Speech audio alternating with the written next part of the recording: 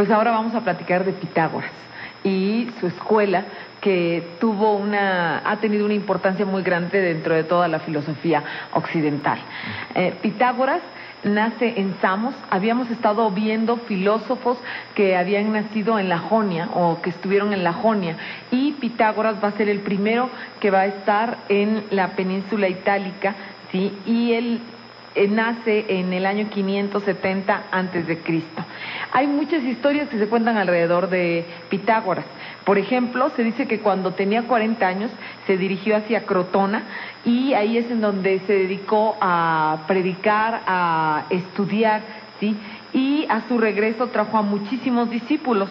También se dice que vivió en Mesopotamia, ¿sí? Otros más cuentan que su vida estaba llena de leyendas y que era capaz de recordar sus vidas pasadas. Él se dice que un día encontró a un dios, y que ese dios le dijo: pídeme lo que sea menos que te haga inmortal, porque tienes que conocer todas las vidas y tienes que tener mucha sabiduría. Entonces, qué interesante. Entonces se supone que él se acordaba de todas sus vidas pasadas, ¿sí? Y que había conocido a Zoroastro. Así también decía que él había viajado a Egipto y que estuvo con los caldeos y con los magos.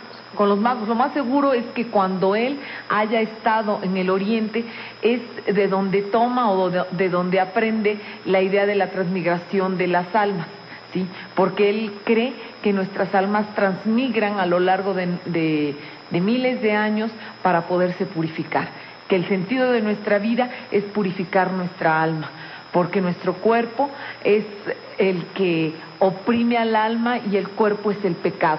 De él es la frase de que el cuerpo es el sepulcro del alma, ¿sí? Entonces, él dice que nuestra vida es ese proceso a ir cada día más aprendiendo y aprendiendo, ¿sí? Hasta lograr la plenitud. Cuando hemos logrado la plenitud es cuando ya dejamos este cuerpo o este mundo, ¿no? También, ¿todo eso dice Pitágoras? Sí, realmente. Además tuvo grandes seguidores. Y bueno, todos hemos conocido a Pitágoras, cuando menos desde que íbamos en la secundaria, ¿no? Claro. Con el teorema pitagórico. Ellos se dedicaron al estudio de las matemáticas, de la música, la astronomía. Cuando dices ellos, son los pitagóricos. Los pitagóricos, claro, sí. Los pitagóricos también vamos a reconocer que hubo dos grupos: los acusmáticos y los matemáticos, sí. Los matemáticos, como su nombre lo indica, se dedicaron a la ciencia y al estudio de las matemáticas y la geometría. En cambio, los acusmáticos a lo único que se dedicaron fue a reglas morales. O sea, vamos a tratar de comprender que los pitagóricos, o más bien la secta pitagórica, es una secta místico-religiosa, filosófica y política, ¿sí? Decir en Crotona pitagórico era decir una persona política, una persona con ideales democráticos. Decir pitagórico también significa tener una concepción del mundo y una concepción filosófica acerca de la realidad. Pitágoras es el primero en llamar al filósofo amante de la sabiduría. Él se decía que él era un amante a la sabiduría, y de ahí surge el nombre de filosofía, ¿no? Sofía, sabiduría; filia, amor, amor a la sabiduría, ¿sí?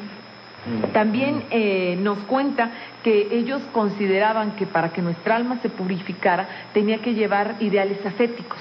Entonces vamos a ver más adelante cómo llevaban una vida disciplinada, con determinadas comidas, evitando determinadas cosas para lograr que nuestra alma lograra esa plenitud, ¿no? También se dice que los pitagóricos, ellos tienen ideas que, como era una escuela hermética, ¿sí? Como una secta religiosa, no todo mundo conocía sus ideas, pero un filósofo, un seguidor, un pitagórico llamado Filolao y Arquitas de Tarento, se dice que uno de ellos le vendió a Dionisio de Siracusa los escritos de Pitágoras, y por eso Pitágoras llega a ser conocido por Platón, porque Dionisio de Siracusa le dice, oye, yo compré estos libros, a ver qué te parecen. Platón los lee y se da cuenta que ahí hay unas grandes verdades y entonces él las retoma, ¿sí? Pero bueno, vamos...